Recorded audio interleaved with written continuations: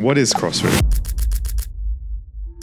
Why is CrossFit so hard? It's literally designed to be hard. Don't say like, oh, I'll get fit and then I'll start CrossFit. Like CrossFit is the way you get fit. Why are CrossFitters the fittest people in the world? It honestly has to do with mutual suffering. How important is nutrition? Once I got into the later teens, it became a battle of like body image and if I eat it in secret, does it count? You know, like you just can't out-train a bad diet. Nobody wants to hear that, right? But it's true. I remember going to the doctor and her saying, oh, you're almost 30, like good news, like it's all downhill from here. And that just pissed me off too. I'm pretty proud of the fact that I built most of my muscle in my 30s. And I had back when I was in Alberta, 2 young kids who started it because his doctor said, you will die young. I have a client that couldn't hang on the bar when we started, and she hung on the bar, was able to do raising her knees while hanging from the bar. And I cried.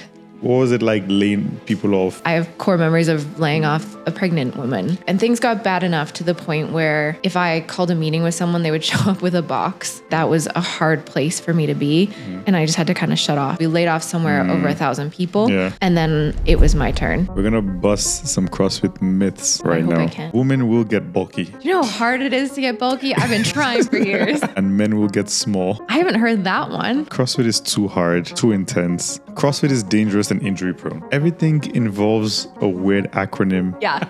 We have like a whole new dictionary. It is too expensive. You won't gain muscle mass or lose weight with CrossFit. I don't know why anybody would say that. How would a beginner get started in CrossFit? I mean, hi, I'm Megs, and I just spoke about life and fitness on TMI.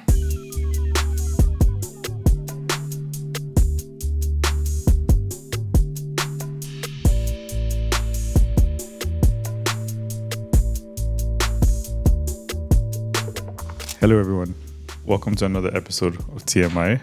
I always say we have a special guest today, but today is really a special guest. She's the manager and head coach of 416 Fitness Club Toronto. She's a coffee enthusiast, fitness enthusiast, a dog mom, and one of the most positive people I know.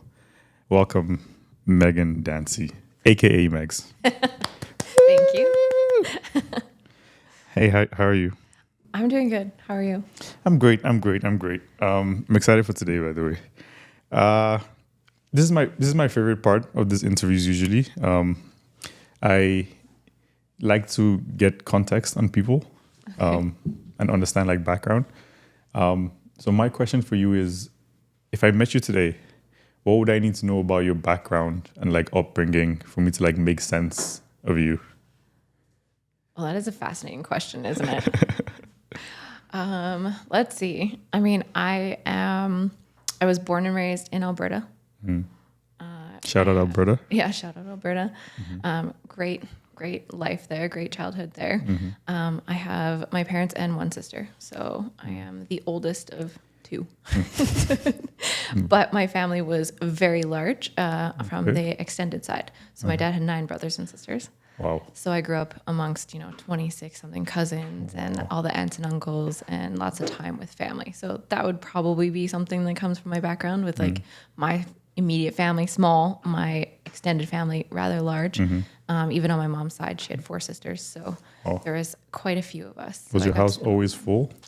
In the holidays, yes, very full. Or maybe not so much like our house, but it was always Someone's time house. at grandma and grandpa's house. Yeah. So lots of activity, lots of just noise and very hugging family. Yeah. So it was pretty close-knit, very affectionate? Yeah. Okay. Yeah. My grandma would hug anyone. If you would come over, she would be like, you'd like go to shake her hand. She'd be like, no.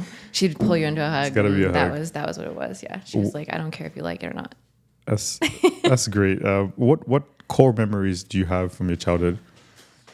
I think some of my biggest core memories all stem from being out at our lake property. So my dad's side of the family did have a lake property that was kind of passed down through a lot of generations. And I was very fortunate to go there every weekend in the summer and to be able to like spend the whole summer out there. My mom worked in the school system, so she got summers off. So we would just head out and spend the entire summer out there. So I think core memories include like being on those road trips. It was only about an hour and a half, but those road trips with family, we always stopped at Wendy's on the way out, which as a kid was like very exciting. Shout out to Wendy's. Yeah. Wendy's over McDonald's for sure. Okay. Not controversial. Yeah. We're not starting any wars here. Yeah. But that was kind of like the way it went. And then it was just outside, like barefoot as much as possible, Wow. getting into whatever trouble I could outside as possible. How much trouble was that? Very little. I was actually a very goody two shoes Okay. and didn't get in a lot of trouble. Okay. And if I did, I would admit to it very fast. I was getting excited. I thought you were like a bad kid that became good, but apparently no. No, I was the kid that couldn't handle if I was deceitful and would crack Oh wow. very quickly. So you always had a good conscience. I think so. Okay. Yeah. That's pretty. What parts of that would you say contribute to who you are today? Okay. Probably all of it. I was gonna say everyone's a product of their childhood, anyways. Yeah. But what do you see like in that environment you grew up in that you see in yourself today, or like the environment you're trying to build? I mean, I think everything about, spending time with my family in childhood was always kind of like teaching you to work hard no matter what you were doing. That was very important. Teaching you that like anything that you had to do was like worth doing well. Didn't matter what it was. And then just to love on people. Like, Okay. even though our family was big and it was always like chaos in the holidays, we always found anyone stray and they were also welcome. Like it was kind of like kindness extends to everyone all the time. And that was just something that was always around. So it just became part of what shaped me to like care about people. Oh, so kindness, love, positivity in abundance. There was enough love to go around, basically. Yeah, I think plenty. I'm very fortunate that way. And I guess knowing you now, you seem like someone that has enough love to go around for everyone also. You always have time for people. Is that, would you say that's correct? I try to. Okay. Yeah, I try to. I think that kind of stemming from like childhood, later in life when I started getting into work environments and that sort of thing, I moved into HR. Human resources was like this area that I kind of got into. Yeah. I think it was Did you just, gravitate towards that because it's people oriented? Yeah. Okay. It was something like to help people. Okay. Yeah. And I think it was just like a way to kind of meld business because that was interesting to me. Business was always interesting to me. And then also like working with people and hopefully helping them. Unfortunately, that's not how my HR career went, but that's kind of how I started trying to get into it. We're gonna get to that. I want to start on a positive note. Recently, you had a new family member added called Four Legs. 4 legs, yeah. 4 Legs. Echo. Echo. Yeah. Why did you decide to get a dog? Oh my gosh. I feel like when people say that the dog chooses you, like that happened so hard for us because we've talked about it, myself and my partner Alex, for a long time. We've said like, oh, we would love a dog, but our lives are chaos and I don't know how that would fit. So I think I've always been scared for the dog, to be honest. like it's not fair. Not for me, for the dog. Well, yeah, I mean, love that. Like we live in an apartment in downtown Toronto, it's not a big space. It's not like you can just let them out. And I was worried about would they get enough attention from us and was it fair to the dog to get a dog? But like it's been on and off conversation for a long time. But not so long ago, we dog sat for a friend of mine for a week. That would do it, right? Well, and it showed me that I could figure it out, and then it got me thinking. So we kind of were thinking, but it was kind of that: are we gonna get a puppy? Are we gonna get an older dog, or are we gonna adopt? Which kind of has always been something that was interesting to me, like the idea of adopting a dog, since there's so many that need homes. Yeah. So, I mean, I guess if I wasn't gonna get a dog anytime soon, the first mistake was getting on a email list that sends you shelter dogs every day. and that's what I did. Good idea. So I like picked some breeds, and then all the shelters that are kind of around this area sent me an email report like updating dogs. So every morning I'm reviewing these dogs. I can imagine your morning coffee just like scrolling through reviews. And like reading these really cute captions that like the shelter staff would write. God. And some of them are very talented and they'd write really clever things. Okay. So, I mean, and to getting Echo, like we went to, I don't know why this is why I say like he had to have just been meant to be ours, because we went all the way to the Brampton shelter. Really? Like we got in an Uber with like the documents. I guess for those that are not familiar with Toronto, that's like 2 hours. Is that 2 hours? An hour and a half away? No, I mean in the Uber ride, maybe it was like 45 minutes, something like that. Okay. But like, it's not a cheap Uber ride. Yeah. Like, I guess emphasis on the Uber. That makes sense. Yes. Yeah, it's not. That's pretty pricey. It's not close. Both ways, especially. Yeah, especially when we weren't that serious about coming back with the dog. We just saw a different dog that we wanted to meet, and we had heard stories that we needed to fill out like an application and get approved. And we're like, okay, well, we should probably, get that done so that when a dog comes up that, we feel is going to be for us, we're ready. But we get out there and they're like, you can't meet that dog unless you're willing to take two, because she's bonded to another dog and they didn't want to split them, which I'm like, okay, like I don't want to split her from her bestie either. But you also don't want two dogs, right? No, I was like, there's not a chance. So I was like, we did not just get all the way out here and not even pet a dog. Like I need to pet a dog. So they're like, sorry, I'm trying to picture you like in the shelter, like I need to pet a dog. Yeah, I brought this paperwork all filled out. I want to get approved, but like I should at least pet a dog. And they're like, do you want to see any other dog? And so I actually just kind of said like, well, the first one on the list, and they had named him Olaf, which we changed abruptly, but briefly, quickly, right? You just like not Olaf, Well, and I mean, to be honest, when we first took him out, like he was so cute. He was 11 weeks, and he was like a puppy, but he wasn't like, he was more interested that he was getting outside for a minute. But 5 minutes later, he like came over to me and rolled onto his back and looked up at me with his big eyes and wanted me to pet his belly. And I bent down to like pet him, and then I looked at Alex and I'm like, oh, game over. This dog just chose us, and I can't leave without him. And like we went home with him same day.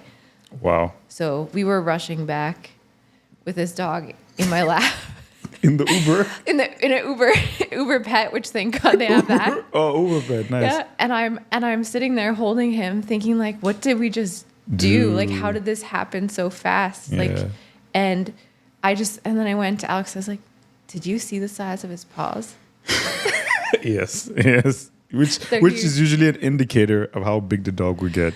Yeah, which I had not recognized. And Alex like, yeah, no problem. I'm like, we live in a small apartment, and this dog might be a giant. He's gonna kick us out of our beds. Well, yeah, he's trying. Yeah. What has that been like? What has the ownership process been like? Honestly, like so hard. Really? And chaos, but like I fell hard for this dog really fast. Like, and I wouldn't change it. So as much as like things are a little stressful, a little chaotic, we're all trying to adjust to this massive change. Also, he's now 5 months, but like, he's a puppy and needs full training. Like he had zero training. Oh, wow. So I guess now I'm coaching him. Hey, I love that. You said off camera that you cried. Oh, yeah. Could you just give us, in like 30 seconds, just give us like a short snippet of what happened before and what led to that? Sorry. Oh, man. What was that day in 30 seconds? That day was chaos. It had been to the gym and back multiple times. I had taken him with me. I'm trying to train him to be a gym dog. And he was getting a little rambunctious. So I was playing with him and then turned around for a second and he like peed on the floor. And I had just had one of those days and I just like, we had a successful like 3 days of no accidents. And for whatever reason, I just started totally crying. That was the straw. But like I was crying, but I was smiling, and it was very confusing because he was so upset and he was so cute about it. And I was like, I can't even be mad at you. Like I love him so much. So he had an idea what he had done. I think so. Okay. Or he was just real confused about me because I was just not acting normal. But Alex like comes in, he's like, what is happening right now? I was like, I love him so much and I just can't, I don't understand. And he's like, are you upset about the pee? I'm like, no, I don't even know what to do right now. Like I'm mad at him, but I'm not mad at him. And it's just too cute. That is super cute. I would love to say that that's only happened once, but like the crying with the pee part has only happened once, but the crying just out of love has happened a few times. Yeah. Like you said, it's you love him so much it's painful. Yeah. Yeah. Yeah. That is very. That's a lucky dog. I feel like, I hope he feels that way. I hope he feels loved. But that was maybe my ultimate fear about getting a dog, was that I might love it too hard, and I don't know if I can handle it. Here we are. And here we are. Any pets in your future? Any other pets? I don't know. Sometimes I think he might need a friend at some point, but let's just see if we can handle that for now. I love how we haven't even got into the serious stuff yet, but this is hilarious. Speaking of hilarious, we had a special question sent in for you. Great. Extra points if you could guess who it's from. It goes, how much challah bread can you consume in one sitting? It was definitely Daria. It has to be Daria. Correct. Yeah. Well, I shouldn't disclose the identity, but it's too late. We'll cut that out. Just pretend you don't know who it is. Yeah, so what's the answer, Megs? The answer to how much? Yeah, a whole loaf. Really? Have you had it? I have had it. It is nice. Okay, after a whole loaf, are you fine? Like, are you like in one spot on the couch? Well, I probably need to go burn some energy, but okay. Yeah. Okay. That would fuel a good workout, I think. It would. Well, not a whole loaf might be overkill. I know, but it goes down. It's like half air. Yeah, right? also true. Yeah. That is very true. Okay. And are we putting peanut butter on it, or are we just eating it straight? Okay, I don't want to go down this road. I can see it's a dangerous road. What was your introduction to fitness? You spoke about your childhood a bit, but when did fitness come into that? Oh, man. So fitness has an interesting progression for me because as like a kid, super active, ran outdoors, and I like to play soccer and do different things. But in my teen years, I got lazy, I would say. Like I still did distracted outside. Or lazy? Maybe distracted might be a better word, but like just didn't, like I was the kid that didn't want to ride their bike up a hill. So I would like walk it up a hill because it seemed hard.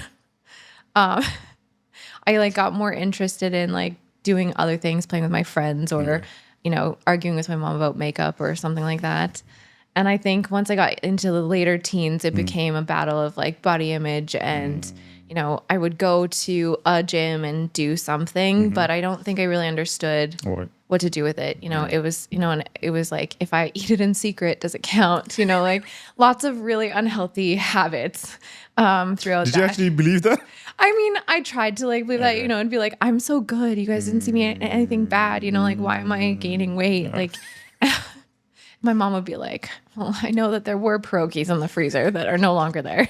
So someone had to eat those. Why pierogies? I don't know. That was a really good after school snack. Just microwave some pierogies, throw some cheese on them. Sure. Sour cream, done. But it was kind of like that battle. So I don't know if fitness really resonated. Like I think people that have known me since, a long time probably are shocked that fitness is my whole world now. Because it was late 20s, like in my late 20s when, I had played that game for a long time, battled it out on and off with different fitness things, nothing really concrete. And it was actually my now ex-husband that was doing CrossFit. And when we first started dating, he was, very into this. And I just thought it sounded weird. Like, if I'm being totally honest, like every time he talked about it, I was like, that sounds dumb. Like it was not something that was interested to me at all. Yeah. And I mean, eventually he kind of wore me down and said, like, if I try one class, will you leave me alone? And I was determined to hate it. Okay. I went in there with every intention of like just getting him to stop talking about it. And I don't think I admitted to him right away. And I don't know if he might have regretted at some point ever getting me into that one class because I was hooked after one. Really? Straight away? Yeah. I left there thinking I need to figure this out, because that first session, everything we did made no sense to me. Everything was awkward. They gave me a barbell and I was like, what on earth would you like me to do with this? Oh, so you had no even weight training, nothing before? No, like maybe here some and there, spa lady group fitness classes. Like I did a few things. I really had no understanding of Olympic lifting, gymnastics, or CrossFit as a fitness program at all. So it kind of like, but it blew up from there. And just like, was it like straight regimented, like you're into it, like you're going to classes, like you picked up immediately, or was there like was it a bit of a... I mean, I had to make it a little slow roll because I couldn't let him know he was right about me liking it. So I get there it. was that. I get it. But I did just kind of get after classes and get excited about it, and got into changing the way I looked at everything, like the way I looked at my body, the way I looked at food, the way I looked at what fitness was meant to be. And because of the space we were in was very community driven, we just kind of, I got excited and made some friends, and it was like all I wanted to do was hit those classes. And I'm going to fast forward a little bit, we'll come back, but why did you decide to become a coach?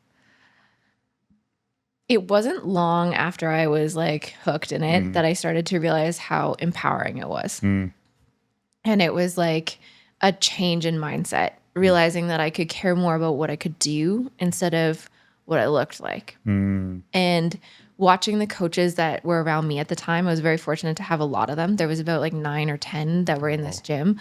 I just looked up to them. They were, fun to be around. They were really talented at what they could do. And I got excited about that. And I started to think like, I wonder if I could do that too. So it was kind of originally a side thought, like side hustle, something to do part-time because I didn't love my corporate job and I needed some excitement to do something else and maybe to build it into something. And it just kind of grew from there.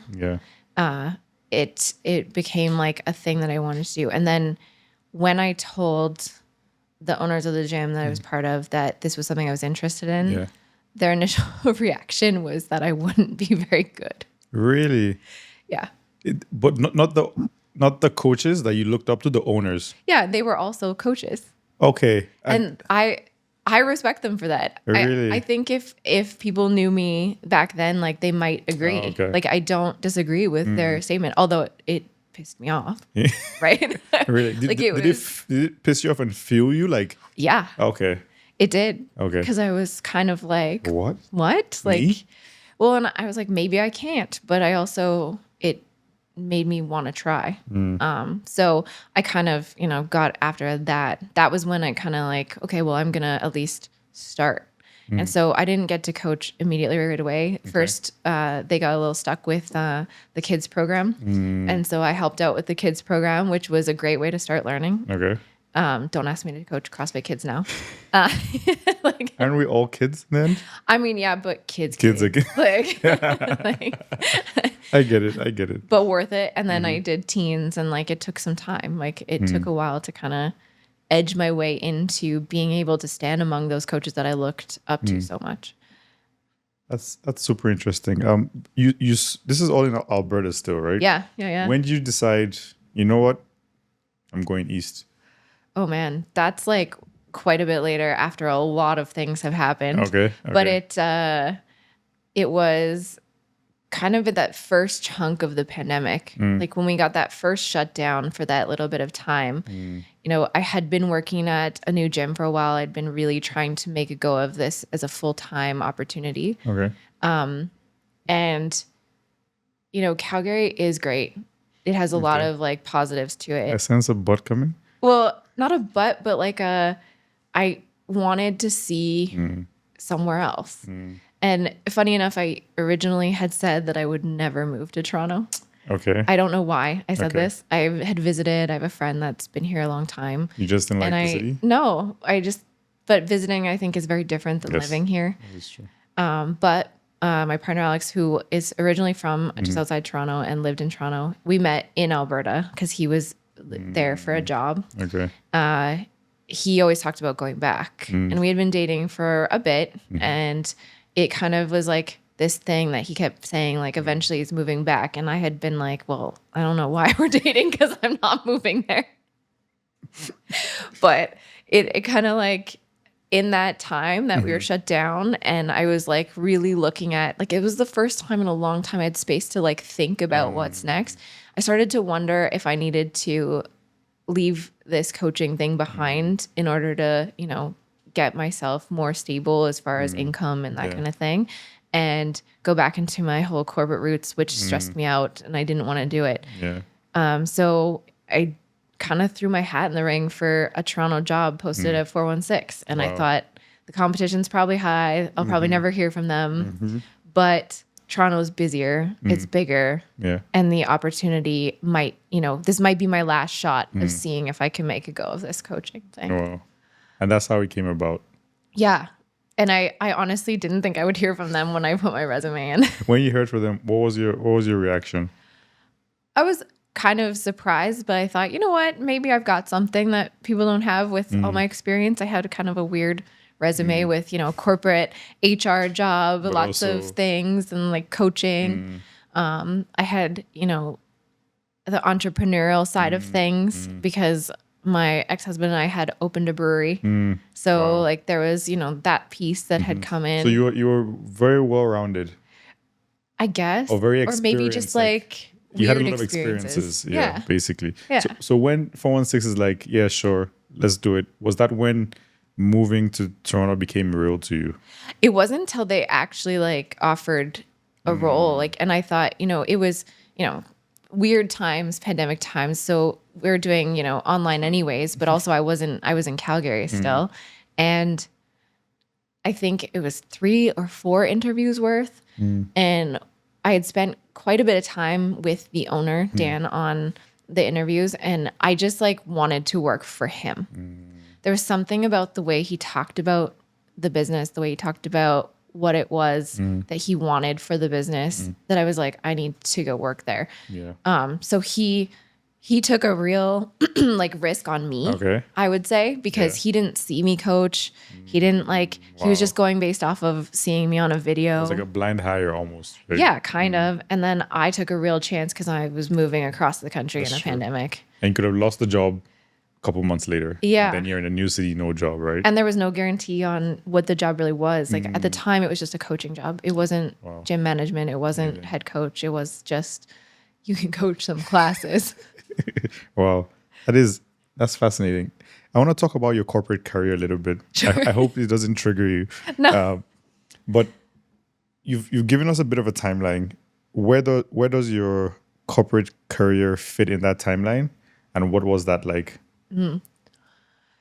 So the last job that I had was as an HR business partner for an engineering company. And in Alberta? Yeah, in Alberta. And they, at the time that I got hired, were growing quite rapidly, so, they had gone from, 50 employees up to like over 1,000. Wow. But projects kind of started winding down. And so the last year of my HR time there was really hard because we started laying off. And so my job was to try and protect people, but also protect the business from, doing layoffs properly. Yeah. We were working with unions, and things got bad enough to the point where if I called a meeting with someone, they would show up with a box, right? Because it was just assumed that if you had to see HR, you were getting let go. But that wasn't always the case. Like we never lied about it. It was always, I was always kind of like. And this was in person, right? Yeah. So this is not like pandemic layoffs, like virtual. This is like face-to-face. This is 2014. Yeah, like face-to-face. Sorry, what was that like? What was it like laying people off, a lot of people off? It was horrible. Wow. The stress was high for me because I care about people and people would have various reactions. It was never my decision, but it was always like something I had to help deliver. And things were bad enough that we were laying off anybody and everybody. Like I have core memories of laying off a pregnant woman, and having no choice, and just like the sheer kind of like upset and worry across her face. Yeah. I laid off people in, office settings, and also I had to drive to rural Alberta and sit next to somebody in a truck and like side by side and deliver, that news. It was just it was tough. And you're fighting for, people to get as much as possible when you're someone like me, because you want to make sure they're okay. But you're also trying to save the business from like having any lawsuits and going too far. Yeah. So it just became stressful. But I knew it was bad when I got to the point where it didn't faze me. Like I'd blocked off my walls and I was just kind of hardened. I didn't want to go to work, but also I didn't care. Like if a director walked into my office and said, I need to do another layoff, I'd be like, who and how many months and whatever. And I would just calculate it. So it was robotic, basically. It did become that, which, I mean, anyone that knows me well, I don't do well with that. Like that was a hard place for me to be. And I just had to kind of shut off because I couldn't manage my emotions anymore. Oh. So eventually, and this is how that career ended, was my layoff. You know, we laid off somewhere over 1,000 people. Yeah. And then it was my turn because now you no longer have people to manage HR wise. Yeah. And I think I wrote my own letter. I didn't get to write the zeros that I wanted at the end of it, but did you fire yourself, Megs? Kinda. You did? Kinda. Just like, you know, it's coming when you're in that. Like, you know, it's kind of just a discussion. And if I'm being honest, I was relieved. Like I was like, can we make it now? You know, were you like prepared?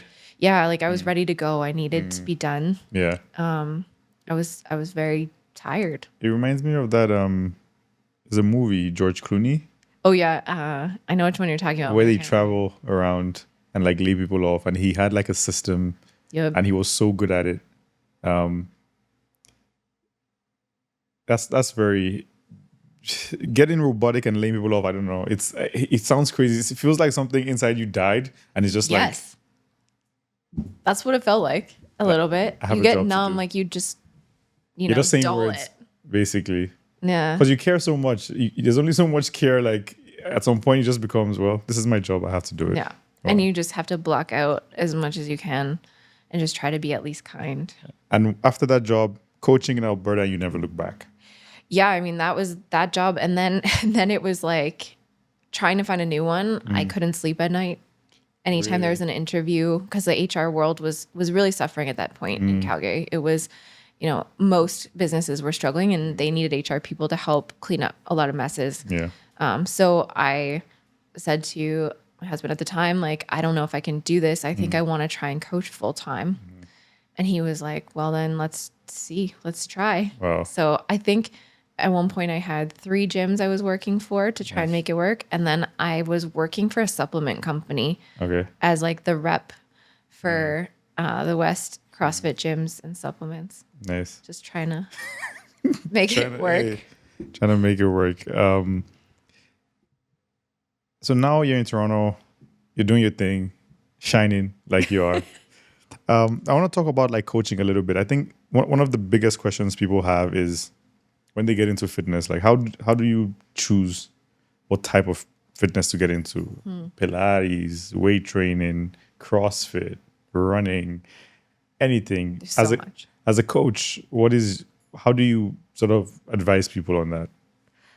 My first like statement to people is try as many things as you're interested in and find out which one do you like the most. The thing is that as much as I am biased towards CrossFit, like I believe it is the best fitness program you can get into. I am. I'm definitely biased there, but it's not going to work if you're not going to do it. That's true. So I think it's like, go try anything and everything until you find something that you don't hate. You don't have to love it right away. Yeah. You just have to not, you know, be like adverse to going to do it.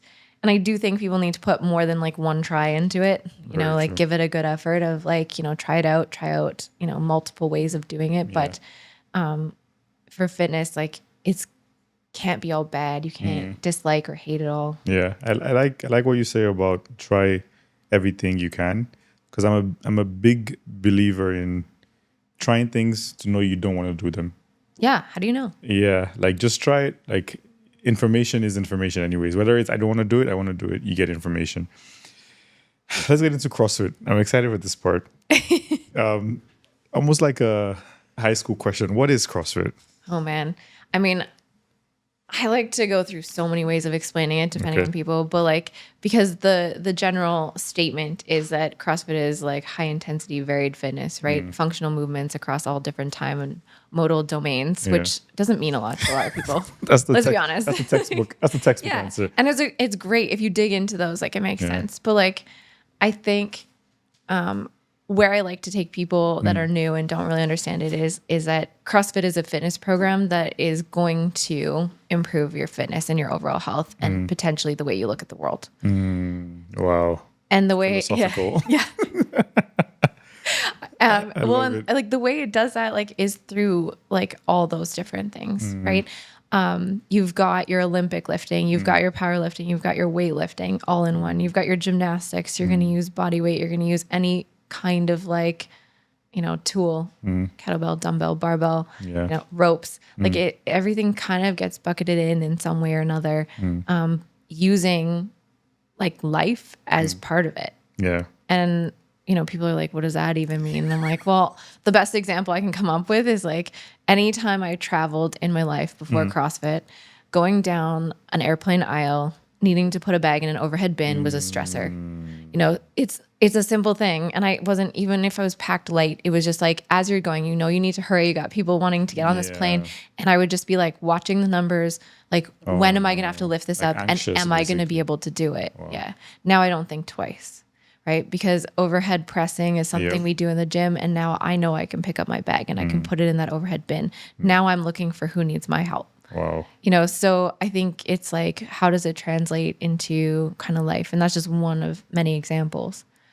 Wow. I love that introduction into CrossFit. I'm curious, what is the goal of CrossFit? Like if someone gets into CrossFit, it's like, what am I aiming towards? Like, what am I trying to get to? I think it like comes down to what people's like initial, like, target is with life. There's a couple things with CrossFit that people really confuse. One of them is that CrossFit is a sport.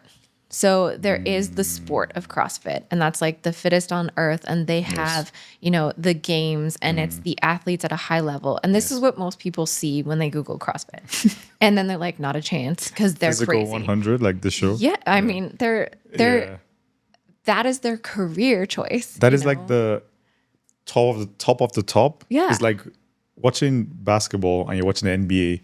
It's like, you're probably not going to get into the NBA, No. but you could still play basketball very well. And have a really good time doing it. Exactly. And I think that's like a separation that needs to be like noted. There is the sport. And if you are looking to be competitive and go into the sport, that is an option. And like, that is one stream that people can take. Yeah. The other side of it is kind of where, I would say I kind of live with the different colors, is the general population just trying to be healthier humans. Now, the majority of people that come through the door that I sit down and talk to that are interested in our fitness program and coming into CrossFit, or they don't even know that we do CrossFit, they're just looking for fitness. Yeah. It almost always starts with, I need to lose weight, or I need to bring down body fat percentage. Yeah. Or it can be more serious. Like, my doctor has said that if I don't do something about this, I'm going to have health concerns. Yeah. And then that changes over time. Like, once they start gaining results in that way, it starts to be more excitement around goals of like being able to do something that they couldn't do before. And I think that that's like one of the most fun parts, is seeing them achieve these results and, improve their health and improve overall lifestyle. Yeah.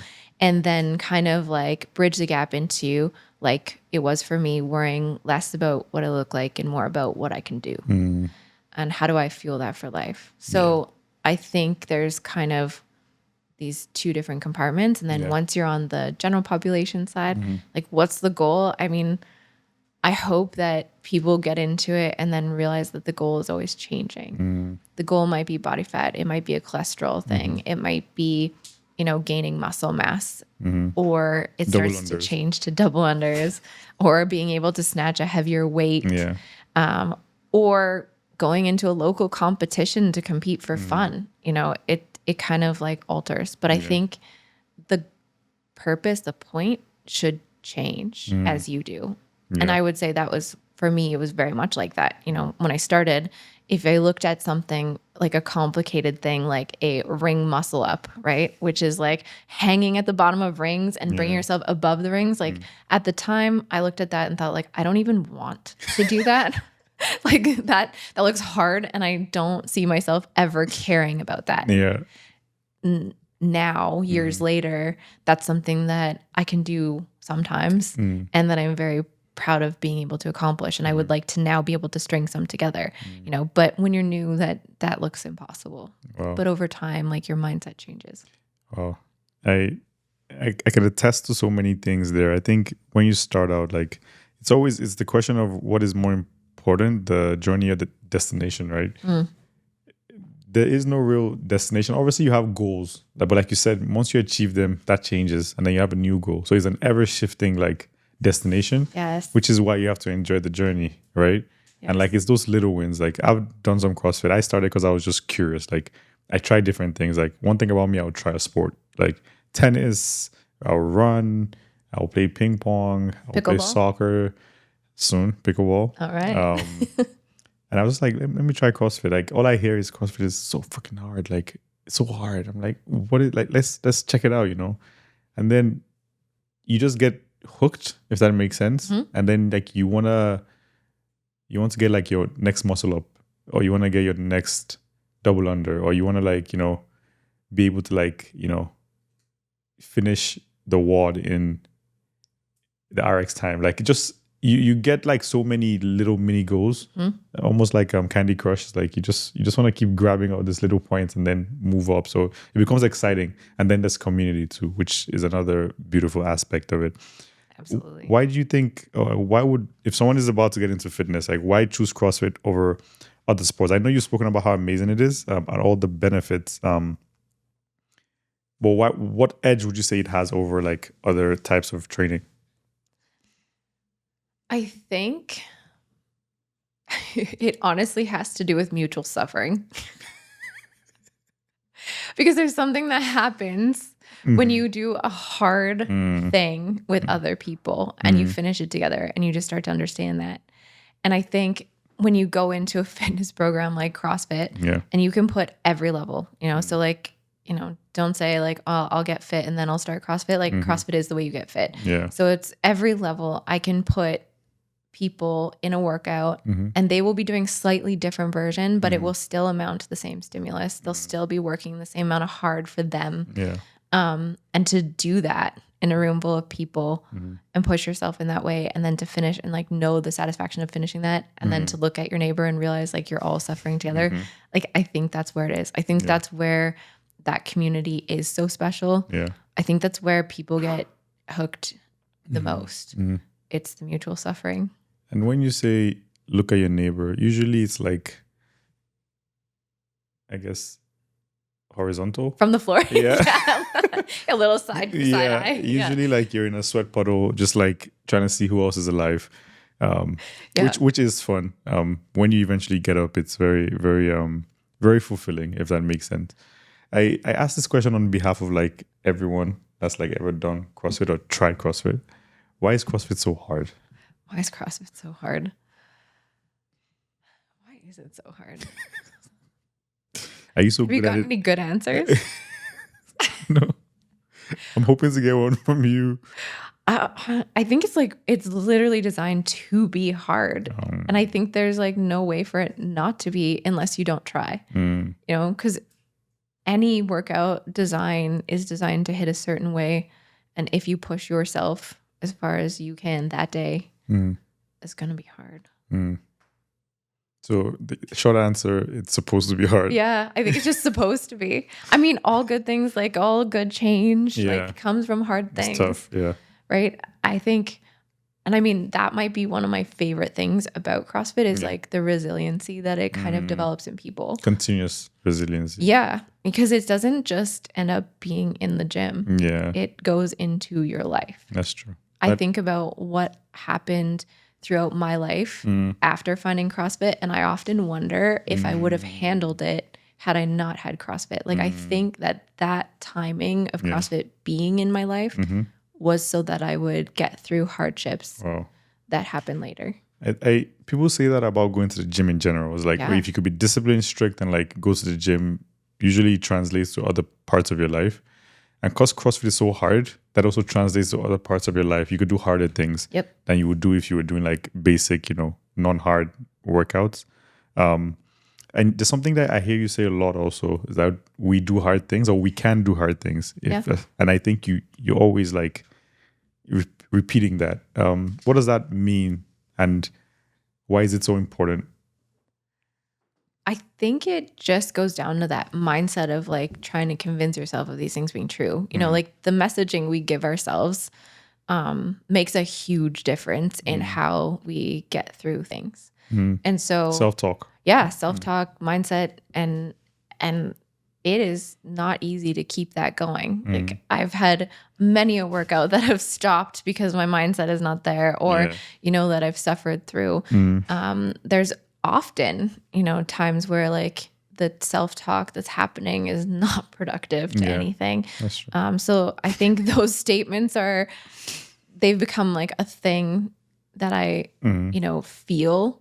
Like I felt them when I started to realize I was doing hard things. And so I just try to use them as like ways to keep moving forward. So when things shift and they're not so good, I try to bring them back. You alluded also to some benefits of CrossFit, but could you talk a bit about more of those? Like what are the benefits or advantages that CrossFit gives you? I mean, it gets through life easier. That's definitely like a big one. I think it's empowering to realize that you can learn things even later in life, and I say that as coming from, a female that started doing weights and built pretty much most of my muscle mass and my ability to do the things that I do, 28, 30, and on. And now I'm 38 years old and I'm pretty proud of the fact that I built most of my muscle in my 30s, especially when, being a female, like, that your muscle growth changes, so I remember going to the doctor and her saying, oh, you're almost 30. Like, good news. Like, it's all downhill from here. And that just pissed me off too. Like, I was like, that's like the worst messaging you can give someone. Is that the way to get you to do like hard things? Make me mad? Yeah, make you Maybe. mad. Okay. I'm just realizing that right now. That seems to be a theme. I'm taking notes. Like it's, that ability to, build that, be empowered to do that. I think health-wise, like there are a lot of things that are happening when you do a fitness program like this that you may not recognize or that people don't see, whether it's like your ability to, handle sugars differently, your ability to handle foods differently, your ability to handle life differently. There's good positive hormones that get, dealt with when you lift weights and do things that, build that. So I think it's kind of endless. Yeah. And then, if I go down to like the more mental side of things, there is the do hard part. And then there's also the how many times does somebody say your name in a day? Because the majority of people that come through the gym door, may have not heard their name until they come through the gym door that day, right? We go through life like being very busy, doing a lot of things or working from home or being at desks. And I don't know that we always like, say someone's name. And so being in a place that knows your name, is glad you're there, notices when you're not, and you can have that community piece and do something hard, I think is pretty priceless. I never thought about that.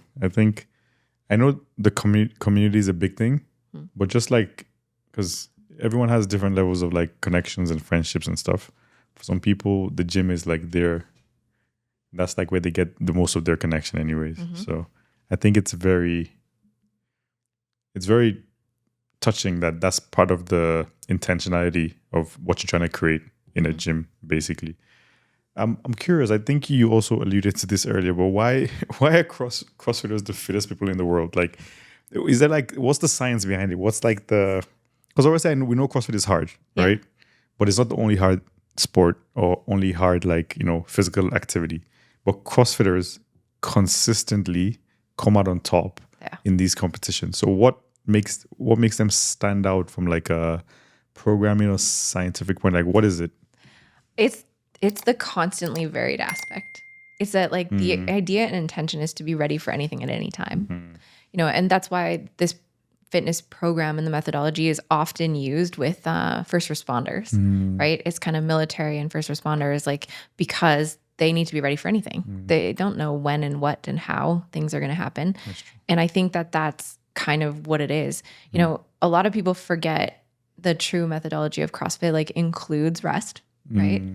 It also includes other sports. So going out and swimming, biking, playing, group sports, all those things. It's, it gets very focused on, just being CrossFit classes and like disguised that way, but really it's intended to do everything. It's almost like a meta sport that sits on top of all sports and just judges them like. pathetic. I mean, we get a little bit of a rap that we're a little bit snobby about stuff. Yes. But I think, at the end of the day, like that's what why they come out on top is because they're doing anything and everything. They're trying all versions of things, and then they're using mechanics and range of motion that is, both supposed to be safe and sound for our anatomy. Yeah. So I think if you're training all of these things, you're more ready to adapt. I think, and that's one thing that I love about watching the sport, because when you watch the sport and they do the games, which is like the ultimate, CrossFit Christmas. CrossFit Christmas. They always throw something that people may or may not be ready for. And it's really fun to watch these like elite athletes that are so fit and talented adapt. Yeah. And that's kind of the point. It's like they kind of throw something and say like, figure it out. Like you never know what they're throwing or how they're throwing. You can guess and you can kind of like have some design, but like, the true nature of it is supposed to be like, can your body figure it out? So it's multi-dimensional as opposed to like single dimension where like most sports are. So it gives you more of a well-rounded base, I guess. Yeah. To take anything on. Also very functional for day-to-day life. So yeah, I love that. You're a CrossFit athlete, right? You're also a CrossFit athlete. I mean, I think, if you're doing something regularly, you can call yourself an athlete. Just take it. You're a CrossFit athlete. What is competing like? Like, could you like walk us to like a day or weekend of competing? Oh my gosh. I love competing for fun. Okay. I am not competitive at like the high level at all. I think a lot of people would find that a bit like maybe a bit sadistic. Just like I love competing for fun. Like just you suffer for fun, basically. Yeah. Okay. Do you know how good that burger and fries taste after at the end of that day? Well, fair enough. Yeah. Fair enough. How important is nutrition? Oh my gosh, probably the most important. Really? Okay. Which I think everyone doesn't want to hear. Nobody wants to hear that, right? But it's true. Yeah. I think that's like, we like to live in a space that if we do a really hard workout and that, like basically you spent all your energy that is going to get you where you need to be. But it's only 1 hour out of 24 and it only does so much. So that being said, do I think that you need to weigh and measure and count every calorie? Absolutely not. I think that there's a time for that. Yeah. I think that there's value to it for a period of time too, to learn. But I do think that spending time working on your nutrition and mindset and becoming more knowledgeable about what you eat, what your body responds to, that's where the winning is. Yeah. And doing small things. Like small improvements, right? Yeah. I mean, I like to find... I don't know what to call it. Like, it's like the perfect sweet spot of something where it doesn't, more doesn't make me more happy, but less would make me less happy. Okay. And, like I have those zones with things like, my addiction to coffee, I'm going to put cream in it and no one can tell me otherwise. Addiction. And it's like, how much cream? Like I know exactly how much that more won't make me more happy, but less will make me less happy. And that's where I like to kind of, find those spots in those places because, I love that. Gotta find joy too. More wouldn't make you more happy, but less will make you less happy. So that you're right at the edge of max happiness, I guess. Because, I mean, you can't tell me that, you're going to get more happy if you eat the entire box of cookies. Like there is a zone where you're the happiest you can be. Why are you attacking us right now? don't attack us, please. Hey, but the win is I didn't tell you to stop eating the cookie. Yes, just adjust basically. Yeah. I think you also mentioned earlier that like you could simple things like try to hit protein goal, for example, or cut out sugar here and there. Like you don't have to go for big swings. I think recently someone told me don't try to boil the ocean, and that was very good advice. So start little, you would say. Absolutely, it's like the first things that I tell any check-in, which is like something that we do at the gym where people can come and touch base, is those types of things. I pretty much always am going to start with a conversation about water and indicating more or less how much you should be hitting. Yeah. And then I'm next going to go after protein. How much are you getting? Do you even know? Are you paying any attention to it? That's where I want people to go next. And then the next one is going to be all around just food quality. And I always tell people to start by just noticing. Start paying attention to it. Yeah. What are you putting in your mouth? Like, and is there vegetables on your plate? Is there protein on your plate? You know, is your food colorful? And that's kind of where, you know, you start. And once you start to notice, then you can start to make tweaks. Yeah. And most of the time when people are newly paying attention to that, they realize there's a lot of zones that are easy to adjust and that will make big impact. Yeah. And a percent here, a percent there adds up. Huge. So if I have a bowl of gummies, is that a colorful meal? I mean, the next one's sugar. But I see where you're going with that. Okay. Yeah. I tried to hack the system. Yeah. What is your favorite thing about CrossFit and least favorite thing about CrossFit? Oh man. How am I supposed to pick a favorite?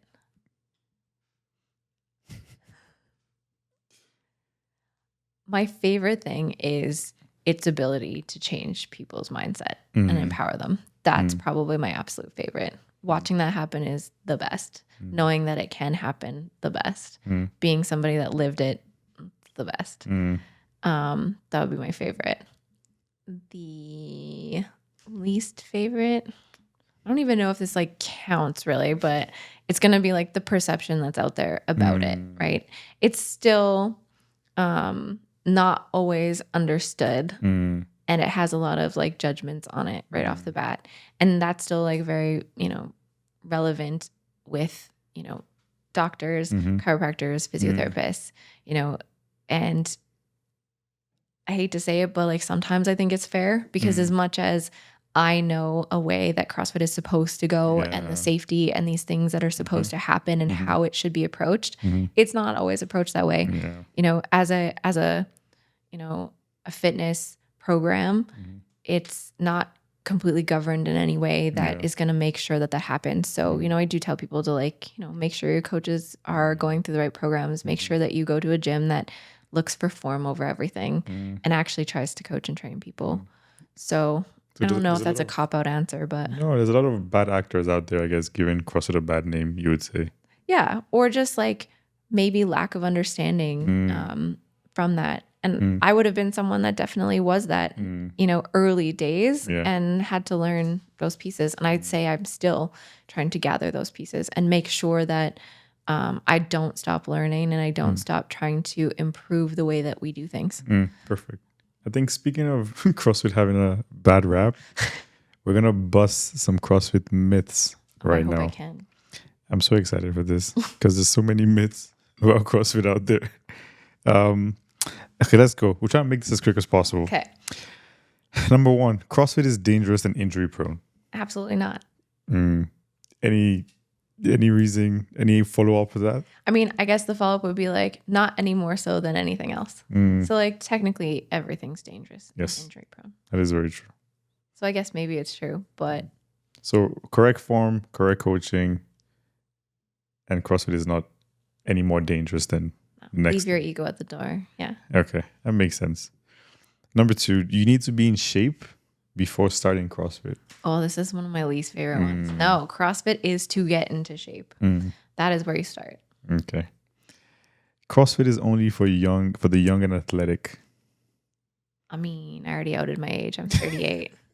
And I did most of it later. But no, definitely not. You're still young and athletic, so I don't think this counts for you. I think maybe they're talking about like older age brackets. I mean, that's when I like defer to, you know, go check out the Games Masters athletes that are like some of the most inspiring humans I've seen. And they're, you know, 50s, 60s, 70s and on. And I even have clients in their 80s. Wow. I know you had a older, I don't know what it was called. It was a nice name, but like a program for older people. Oh yeah, we tried to build one. Yes. We didn't get enough clients, but it was called Legends. Yeah, Legends. I love that. That was, and I did see some legends in the gym at the time. Yeah, there's a few. Next one, women will get bulky. Oh man, that one comes up a lot. Do you know how hard it is to get bulky? I've been trying for years. You're like, I'm proof that it's not gonna happen. I've tried. Is it possible? Yes. But you have to work really hard. It's definitely not going to happen by doing an hour a day and like trying to get your fitness under control. But yeah, that's one that comes up a lot. It's so you have to be super intentional. and hardworking about it. Yeah. I mean, even if you look at bodybuilders, right? Yeah. Like they work real hard to get those muscles to be at that size. So just by getting in your fitness routine, that's not where it's going to go. And this is a follow-up to women will get bulky and men will get small. And men will get small. I haven't heard that one. I don't get it either. I don't know. Maybe it's like do men shrink in CrossFit? Is that a thing? I don't think so. I mean, if they are, then we should probably talk about their nutrition because they're probably not eating It's enough. probably not CrossFit, right? Yeah.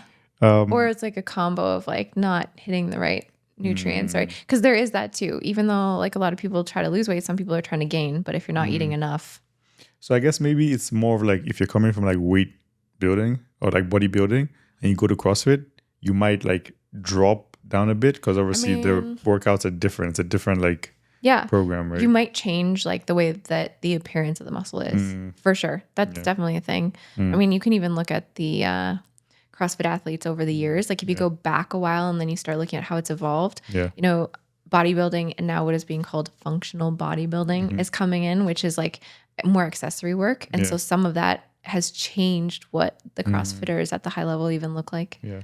But yeah, I mean, bodybuilding is intentionally trying to make muscles look a certain way. So I guess if you went from bodybuilding into CrossFit, you might change the appearance for sure. Because your focus has changed, right? Yeah. The next one, you have to kill yourself every session.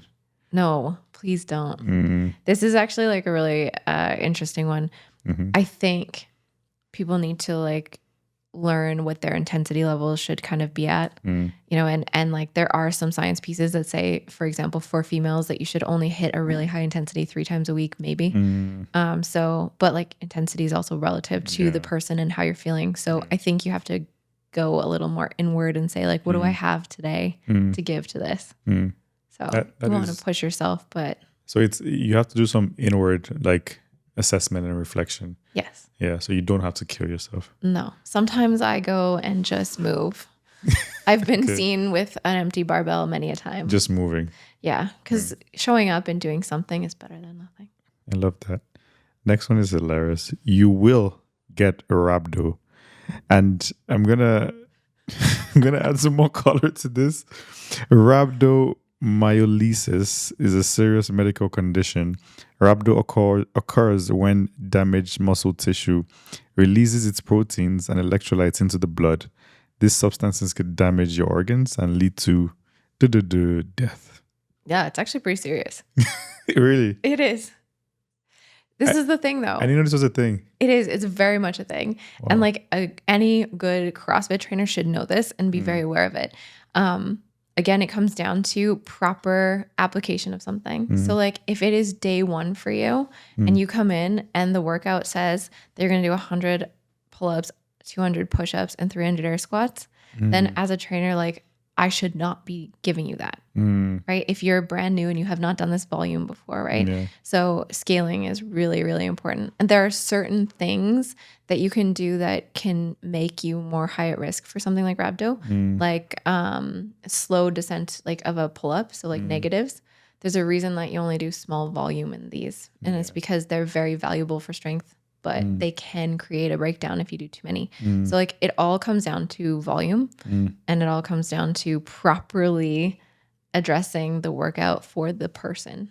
So is it very possible? Yes. But if you are working with good trainers that know how to scale and you're listening to your body, like the chances are a lot low. Do you know anyone that's experienced this? Yes. I've seen it a few times. Really? Yeah. Does it have like a physical, like, is it like a physical reaction, like real time? It's kind of delayed. It's later. Okay. Yeah. And it's also like paired with dehydration, right? So if people are doing really high volume and they're dehydrated, it definitely contributes to it. And what are the physical symptoms? Oftentimes it's going to be some pain that kind of resonates in an area. And it can start off as like a burn that maybe just seems normal. And then it can go into swelling into certain areas and like muscle, like kind of like failure in a way, like you lose strength. Okay. Yeah. So I've seen I've seen it happen and strength coming back in that muscle takes a long time. I've never seen it get to like a super hospitalization point. I've only seen it as like, preliminary kind of spot where and isolated. And hydration ended up being key, but it's real. Like it's definitely not non-existent, but it's not something that should be feared so much as like properly addressed. That makes sense. That makes sense. Next one says CrossFit is too hard, too intense, and not fun. This is like opposite to what you've been saying, but I want you to like bust this myth for us. I mean, I think, maybe for some people it can be. And, I believe CrossFit is for everybody, but it's not for everybody. Okay. I think it comes down to like, if you want to try, I haven't had a ton of people that have kind of slipped through my fingers because they thought that, or at least told me to my face. Yeah. But I think it's like, if you give it a good effort and you try to see what you can do, then it completely busts this. But like, I'm sure there are people out there that just stand by, like, they do not like it. So if someone comes up to you and is like, oh, this is too hard, it's too intense, I just can't do it, what is your advice for them usually? Usually I approach it with, what do we need to scale in order to try and like make it doable, right? Yeah. People need wins in order to see like moving forward. True. And if I can create that ability to like, find and meet that person where they're at and create that win, then we can build it. And I guess that's where it goes back to being so excited about it being empowering, because I've watched people that started off saying it's too hard or I can't do this. And we've found a way to get them where they're at. And that just grows over time. It's funny because I'm sure there's people, you've probably seen people that say something is too hard when they start, but when they become really good at it, that same thing becomes very easy. Almost too easy for them. And it's like there's a name for it. It's a phenomenon. I forget the name, but it's like if you want to keep someone engaged, the level of difficulty of the task, if it's too hard, they lose interest. But if it's too easy, they also lose interest. So you always have to balance it where it's not like never too hard, never too easy, like sweet spot. Oh yeah. I mean, and I guess that's why, like CrossFit, you're never done. Yeah. If you start telling me it's easy, I will fix that for you. Unfortunately, you're never done. Like, as soon as it's too easy, I'll fix that for you. Yes, I know. And I know you love burpees, but I just saying that is triggering me. We have a few more, but it gets a bit funnier, I think. If you do CrossFit, you can't do other workouts. Not true. You just have to balance between them. I do have a lot of check-ins where I talk to people about that. Maybe we're reducing CrossFit workouts a little bit to work with like marathon training, for example, or playing basketball or any other kind of sport. I think you just have to reduce how much and then pay attention to recovery. So it all comes down to like volume, recovery, rest, and balancing all of those things out. I will have to train full time to make improvements. Oh, absolutely not. 2 times a week is like that minimum spot. You will see improvements, but 3 is like the sweet spot. If you can weight train 3 times a week, you're going to see improvements.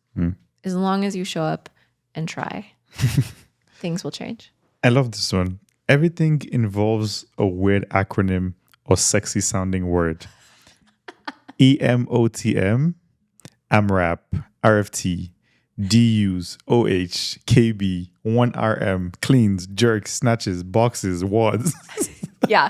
We have like a whole new dictionary. I don't, is this a myth? Like what is I don't even understand what this is supposed to, how do you bust this? Like, I mean, those are true. Like we definitely have all those. Okay. It's just the shortened things, right? Like if I had to write on the whiteboard as many rounds and reps as possible every time, like it's just too much time. Like even to say it is like tiring. CrossFit is also like about efficiency, right? So like, we gotta save some time. Make it snappy. So just AMRAP it. All right. I should say when I started CrossFit, I was on Google all the time. Like, what is some more intuitive, like overhead, like OH is overhead, KB was kettlebell, like stuff like that. But somehow I was like, what is this? Like, oh yeah, there's some weird ones. Yeah, and they get like very niche and creative. I'm like, this is, they're trying to make this hard for me. I think we're just trying to like, make it its own thing. I guess. And once you start to like know it, you realize you don't even know that you're like speaking in it. Yeah.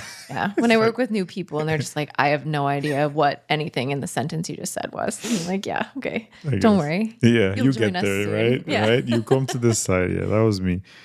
It is too expensive. Oh yeah. This one comes up a lot. And I think what it comes down to is value. What do you see value in? And if you start to compare, what you're spending your money on into different pieces and where that value lands for you, that's where it goes. So if it's too expensive, the question for me becomes like, where else am I spending my money? What else am I getting for that money? And what value do I place on it? You won't gain muscle mass or lose weight with CrossFit. I don't know why anybody would say that. like why would you even say that? I don't know. With only CrossFit, true. If you don't pay attention to nutrition and rest and recovery and those other factors a little bit, then you might just kind of work out and stay the same. I was going to say, this person is probably just like, yeah, I'm just chilling. I'm just staying the same. Or if you're not, really attacking things differently or getting pushed or challenging yourself, then maybe it's true. But again, if you do little things within nutrition, recovery, sleep, lifestyle, and you show up and try, then you absolutely can make changes to those things. You just can't out-train a bad diet, That statement. Wow. Do you have that on a t-shirt? Somebody probably does. I'm pretty sure it's gotta be. Paleo or zone are the only ways to eat. I mean, if you look at CrossFit methodology, and as a whole, they pretty much talk about these two, zone being the one that's the most CrossFit based. But I wouldn't agree, as somebody that's in it, and maybe CrossFit wouldn't necessarily love that about, something I would say, but I do think that there is room for, cookies or. There's always room for cookies. Right? There's always room. What's the point of life if there's no room for cookies? Again, what's going to make you more happy or less happy? Exactly. And going all in as only zone all of the time or paleo all of the time, all in, is going to probably make you less happy at some point. So I think there's a time and a place for it. That's true. Final one. All CrossFit gyms are the same. I know you're not going to like this one. Oh, I hear it a lot though, but they're not. And I think that one it's really important for people to, if they go to one, don't like it, try another one. And just as much as I think the one I'm at is the best and I'm biased in that way, it's not going to be the best for everyone. There is going to be another one that might have a style more suited to that person. So I think it's important, if you want to get into something like CrossFit, you have to try if you didn't like the first one. If you love the first one, stick to it. But every CrossFit gym is going to be a little different. Okay. Maybe some not as good, some good. Some not as good. Yes, that's going to be true. That's life, right? Yeah. And I mean, it's going to come down to the coaches and how dedicated they are, and the owners and how dedicated they are. And you feel that, you would sense it, right? You can't hide that, right? That's obvious. So you just have to pay attention. Exactly. Okay, those are the myths. Thank you for busting these myths, Megs. Myths busted. How would a beginner get started in CrossFit? And what's your advice for them? I mean, any gym is going to have a different onboarding kind of process. When it comes to ours, the first thing to do is just book a consult, which, people don't necessarily like that name, or it's a free intro, but it basically means you sitting down with me or another staff member that does it and talking about what you're looking for. And then we try to see if, what we have is something that's going to help you get there. And I think the first thing to do is to walk into a gym or to send an email and just find out, who you need to talk to start. Yeah. And I highly recommend gyms that have onboarding programs. Do you have a mailing list like the shelter mailing list that someone could subscribe to and just get emails from you guys until they come in? From us? Yeah. There is on our Instagram. If you go 416 Fitness Club, there's a link tree that has a subscription to our emails. Okay. That's perfect. Send out all kinds of weird stuff. What is your advice for beginners? Just to start. Just start. Yeah. Without too much pressure. Just try. Start. Open mind. Yeah. Open-minded. And lean on the organization that you go into, to help you get after it. I don't know if you want to emphasize here, but how does someone find the right gym? Or what is the right gym? I mean, I think the right box. Yeah, I know. I always say gym too, but box was like really popular for a long time. I don't want to get attacked by any CrossFitters out there. I think gym and box are interchangeable these days, but maybe I'm gonna get attacked for that. If anyone wants to attack me, we'll put her Instagram below. Yeah. I think it's decide what's most important to you first, as far as like, what you care about. Things that I would tell people to care about is that if you're going to do CrossFit, a CrossFit gym that is affiliated with CrossFit, so they're paying their dues, because that means that their trainers do have to have CrossFit certifications. There's a little bit of requirement there. So that would be one. The next is going to be a gym that has an onboarding process, so as an example, we do 6 one-on-one sessions to teach the foundations and get people started. I think some version of a foundations or a basics program, something to get you in the space and introductory and moving and assessing your movement is really important. That also breeds confidence when you do. Absolutely. Once you do join class, you're not just like thrown completely unknown. So I think that would be important. And then the next is just like one that when you walk in, you feel welcome. And a good community, I guess. Yeah. I want to move it forward a little bit. Like I said, I'll revisit this, but coaching, what's the most fulfilling part of being a coach? And I guess, do you have any success stories you could share? Oh my gosh. I probably have so many success stories. What's the most fulfilling part? I guess we could start with that.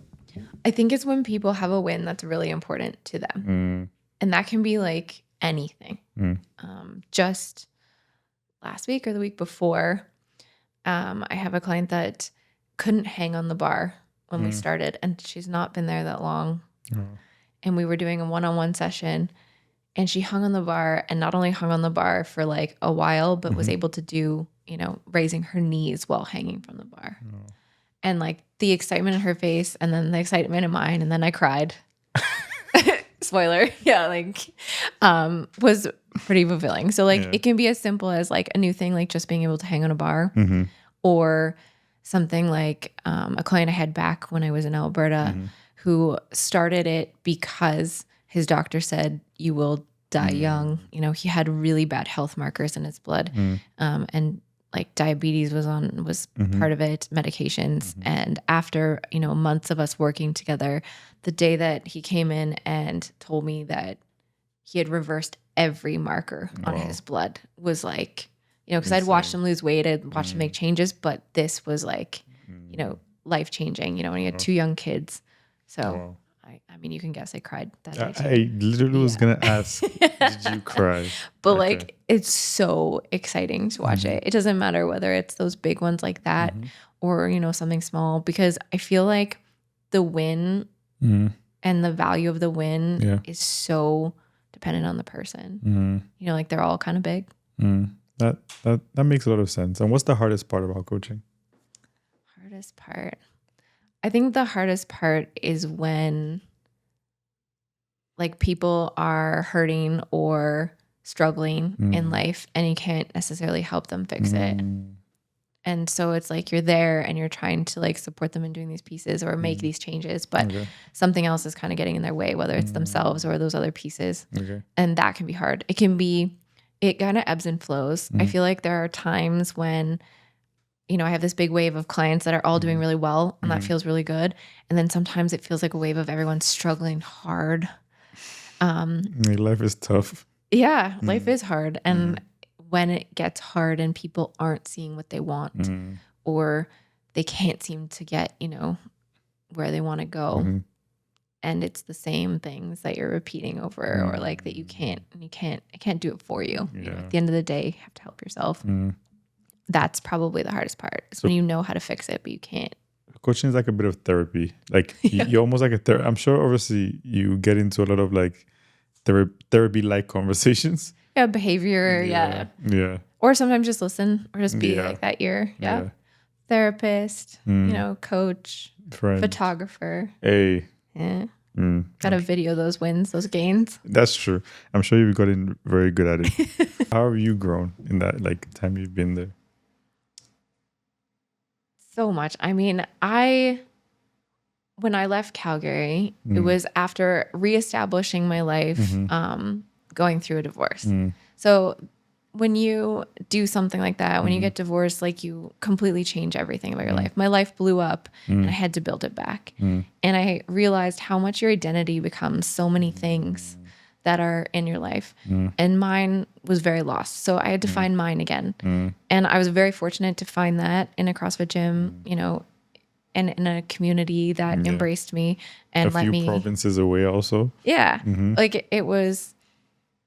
No, like in Alberta. So No, like, in Alberta. Okay, yeah, okay. this was like, that was the zone. Yes. Okay. So I found me again and I found Coach Megs again in a different gym, like separate from where I had been. And that was awesome. But moving across a few provinces in a pandemic and going into a place like 416 allowed me to like truly establish Coach Megs again. And I would say that even though sometimes my identity is quite intertwined with 416, like I think Coach Megs is separate, you know, and that's pretty cool. For once, I haven't totally like embarked everything into identity being one thing. Yeah. So my growth has come from like finding my footing again, figuring out who I am as a coach. You know, I've gone from when I left Calgary, I was a level 2 CrossFit coach, and now I'm a level 3, which is a huge exam that I had to write twice that I worked really hard and I'm very proud to get. Congrats. Thank you. I haven't checked in a while, but at the time that I achieved that, I was like one of 100 in Canada females. Oh, wow. So like that was pretty cool. That's insane. You know, so that growth has happened. And then evolving to actually doing a head coach role and trying to figure that out and becoming a general manager like fully. I'd managed some gyms a little bit, but not at that level. So like I think I've established me. Yeah. And I've managed to stop thinking I have to go back into HR. So I think I turned my coaching CrossFit dreams into a career, and I'm actually able to support my life that way now. Yeah. So you say you found yourself and became yourself, like who you want to be, basically. Definitely. Yeah. That's very beautiful. What does the future of 416 look like? Oh man, I guess before we get that, I wanna ask, what was your favorite part about 416? My favorite part? Briefly, yeah. Don't say the people, please. I know the people. Like I know the people are lovely. We love the people. So that would be a cop-out answer. I wanna get a good answer from you. Favorite part about 416? That's not the people. It's all gonna go back to the people. How do you not bring it back to the people? It has to be something else. I know it's the people. I know your answer is the people. Yeah. But I want to get... Okay, maybe your second favorite part. Is that a better way to phrase the question? Part? Your second favorite part about 416? I think it's the endless like opportunity that it brings and that it's had.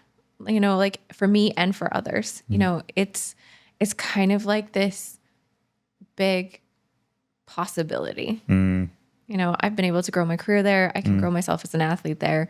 I've made, you know, life friends there. Oh. And that's like evolved. I think it's a big amount of potential. That is beautiful. So future of the club, what does that look like? Oh man, I hope it's bright. I really do. Right now, it's about establishing, you know, like keep growing the roots of the community. You know, like we established it again post-COVID. We're trying to, you know, grow it. Yeah. And then now it's just like be there for our people as much as possible and trying to be involved in like every aspect that they need to get what they need. We don't want to be a gym that like you can just come and throw down and leave and that's fine. But we want to be a gym that offers, you know, solutions and helps you get there. And whatever that is. Basically like almost holistic. Like it's not just come in, do a WOD, get out. It's like you have a community, you have people. You also have a lot of partnerships with other businesses. Yeah. So, I mean, that's something I'm trying to grow really hard right now is build partnerships and, you know, more value. Yeah. It's like, you know, because you come here, you get this somewhere else and we can partner with like cool things. Yeah. And I hope to grow that. So like future wise, like, you know, I would like to grow our partnership base. I'd like to add more value to our clients always. I would like to be in a space where we can make sure that we don't ever need to grow so big that I don't know every person's name. It's very important to me. Okay. That might come. If you do a good job, that probably will come. If I don't want to have to. You know what I mean? Yeah. It's like, and if we do, then I need to be hiring like more me's that are, along my side. Mini me. Yeah. More people like, or people that embrace the visions that like I have to like make sure that we do that, Yeah. and make sure that I just, as much as like, getting really big is cool, like then we need to break off and have a second space that has somebody. You want to protect the essence, basically. Yeah. I want people to know each other. I don't want it to become, like where we don't notice. Yeah. We should notice if you're not there in a week. That makes sense. And if we don't notice, like then something's wrong. Either our systems are not working well or like, maybe we've grown too big and we need to break down what that looks like. So. I love that. We're going to finish off with some quick fire questions. Okay. Going to try and make them as quick as possible, but usually they're not quick. People tend to add a bit of color to it. All right. You ready? I think so. Okay, let's go. It's slow balls, don't worry. Favorite Toronto restaurant? Favorite restaurant? Yeah, favorite Toronto restaurant. I guess you could say anywhere. So favorite restaurant. I mean, right now. Yeah, I guess. Yeah. Bridget Bar. Yes. Yes, I don't want to mix about myself, but I had I think the duck. So good. They got something good going right now. Yeah, they do. They do have something good going. The first one was in Calgary. Okay, what's a block away from where I lived. Oh, the first Bridget Bar. Yeah. Really? Yeah. And it was like just across the road from the building I lived in, and now I live in the building that has Bridget Bar. So which is hilarious. When they showed up here, you're like, I was like, that's weird. Yeah, that's weird, but I'm gonna go. I like make a reservation. Yeah. Favorite dish? Burger and fries. All time? Oh yeah. Burger and fries. Any from where? I mean, right now. Yeah. Right now, Rosie's. But like, there's some really good ones out there. There's a lot of good ones out there. Yeah. I could see you bursting. Yeah, because if I told people how many times I've had Rosie's in the last few weeks, it'd be embarrassing. But okay. Yeah. Rosie's. Favorite Toronto neighborhood? Probably where I'm at. Okay. Which is like all Wellington area, Spadina, like downtown. Yeah. That's a really, really cool area. But I will be honest, I haven't traveled that far outside that area.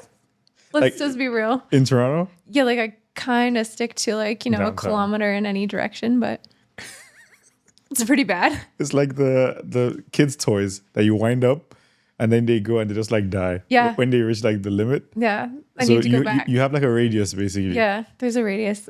I mean, I think that's part of why I love downtown Toronto, if I'm being honest. You interested in checking out other spaces? Above Bloor?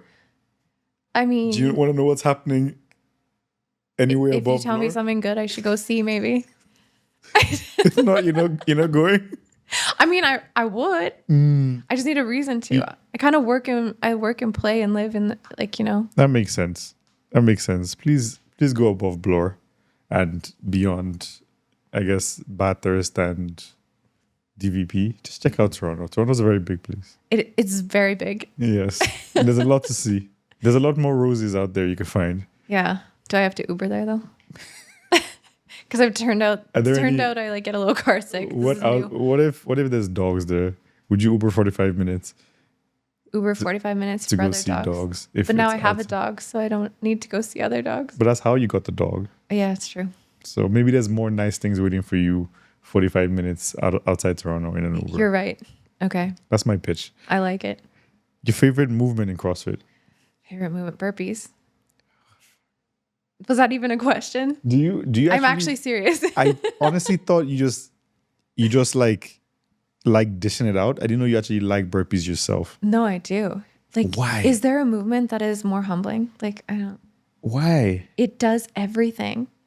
Not only that, but like it represents life in a way. Okay, I'm gonna get weird philosophical, right? Like if you get knocked down, you got to get back up. And you have to keep getting back up. Yeah. You're gonna start to like burpees now. Never. I'm sorry. Who's your favorite Yeah, this is gonna be tough. Your favorite 416 coach, or maybe not tough actually. Who's your favorite 416 coach? Is it bad if I say me? No, I'm just kidding. It's like right here. She's sitting right here. I don't know. I wouldn't be able to. I'd have to almost pick each of them for a different reason. That's a cop out. Maybe, but I love them all. And they all have like they all have something special. I have a feeling I know your answer, but I'm not gonna out you here. We had a special question from the Quickfire come in. Which 416 coach has the best dad jokes? The best dad jokes? Elvis. Okay. I guess he probably also asked. I guess he got what he wanted. That being said, Marino can tell a really good joke. Okay. Or sometimes he really messes up telling someone else's joke, and that is also equally. That's funnier than the actual joke, right? Yeah.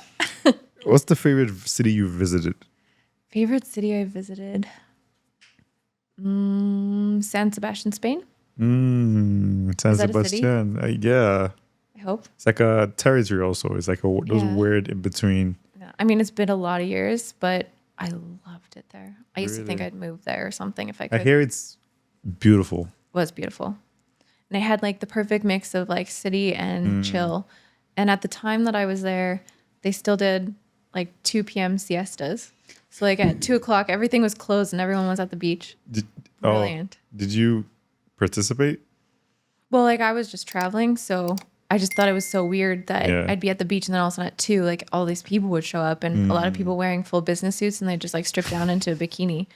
I thought that was amazing. And then one day I tried to, go do normal life, like groceries or whatever, and everything was closed. And I was like, oh. I have experienced that also. It's kind of cool. Very cool. Very shocking also. Yes. And I wish we could get that in North America, but that would never happen. Yeah, if we could just chill a little and find a little... Even if it was a 30-minute siesta. 30? Like, we could do a 60 at least. Let's start with 30. It's a take a little progression. break. Just a little breather. I don't think we'll ever get that. I don't think so either. That's the difference between Europe and North America. Yeah, we got to steal it ourselves when we can. The capitalism is too mature here. Yeah. Yeah. I know. Sorry, Megs. I know. Just take your own 2 p.m. Yeah. Just, I should start scheduling that. just like I could schedule my middle own of like thing. coaching a class. Just like walk out, like I'm siesta done. time. Yeah, sit. Well, everyone lie down. Yeah. Take Nap a breath. time. Favorite WOD partner? Favorite WOD partner? I mean, Daria. Easy. Yeah. Okay. That was anyone that sees a lot of us, like we work out together. That was mostly because she kicks my butt and I just try to chase her down. So she keeps you motivated. She does. She also tells me to get over it when I'm whiny. That was your answer to an earlier question, but you just didn't want to say it. East or West Coast? East or West Coast? I mean, I haven't been really on the East Coast much, like the coast, so I don't know if I can. I guess Toronto's technically East. I mean, Calgary is great, but I don't want to move back. If that helps. It's beautiful. I love the mountains. Does your family know that? They do. Okay. They keep trying to change my mind, but I don't know if Toronto will be home forever. Okay. But Calgary's definitely not going to be. It's not anymore. No. Okay. It holds a special place in my heart, but it's not where I see myself like staying. So do you prefer the East or West? I mean, I guess the East then. I don't know where I'm going to move to next. Yay, Toronto. Okay, so we usually do these final 2 questions for all our guests. Okay. The first one is when you're back here in like X number of years, hopefully we want to have you back. And that'd be cool. You've sort of like made it, or your definition of making it. What does that look like? Oh man, what a question. I mean, I would like to be able to say that I've empowered a whole bunch more people.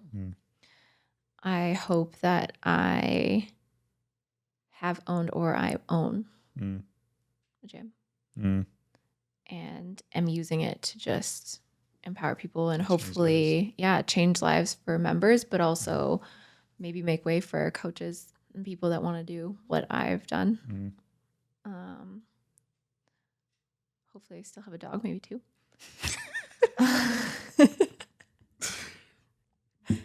You could go into as much detail as possible. Some people, let me give you some examples of what people have said in the past. Someone said that for them, making it is having a personal chef. That's it. Someone said they want to have a house by the water with a kitchen, like an external kitchen where they could host people. Well, that sounds nice. And cook for them. Someone said retiring their parents. People have different definitions of what making it looks like. And you've spoken about like some of yours. Is there anything else that... I mean, so if I'm an entrepreneur, like, and I own and I'm like doing that piece and have a little bit more time freedom, that would be a big part of like knowing I made it. The other would be, and this is like a dream that Alex and I have, is to purchase like a vacation home, something out, cottage country, something. Not San Sebastian? No, I mean, that'd be good too. We'll add that for like the flight ones, you know, but something that's easier to get to, like that isn't far, where we would have established and built out basically like what we would like to call like a wellness space. So it would be, you know, it's going to have a full little gym. It's going to have a sauna. It's going to have, you know, a cold plunge thing and a really nice space to like spend time. And it would be a zone where we could bring our friends out to and just like throw down some workouts and do like wellness, you know, like read a book, hang out, eat food, you know, and just have a space Reset like and that. recharge. Yeah. And not big, you know, something that's kind of like intimate, but it's like a space that we could also, you know, people that are close to us, if they needed to get away from the crazy of the city and breathe, that we could, you know, offer that up. Oh, that sounds beautiful. Sounds like a beautiful It'd be place. awesome. Just thinking about it. Just think of how many burpees we could do out there. You just ruined the memory. You just ruined the thought for me. Final question. Who do you think would make a great guest for this show? But the caveat is you have to help us get them. I mean, can I put 2? That is even better. Yeah. And I will help you. So, no, I just came up with a third. We're not beggars can't be choosy, you know. We're not running from options. All right. Well, I would say having someone like Dan, the owner of 416, would be great because he's done a lot of things and he's been very much in the fitness industry for a long time. I think that would be a very cool one. We could probably convince him. And then the other 2 are actually 2 people that I found, or they found me, I'm not sure which, but they are kind of doing the same thing, but within a different space. So one would be Dr. Emily. She's the chiro that I see. And then the other one, his name is Josh, and he's the physio that I see. And these are 2 people that are, you know, young, building their careers, talented, that I trust to a huge extent. And I think that they work in a very different space because they see, you know, the injury side of sports fitness. And I think they would be fascinating to talk to. Fantastic. I love that. We'll make that happen. Megs, this has been amazing. I really enjoyed this. Thank you for taking time out to talk to us. Thank you. We love you and we look forward to having you back. Thanks, Megs. Thanks. Woo! Cheers.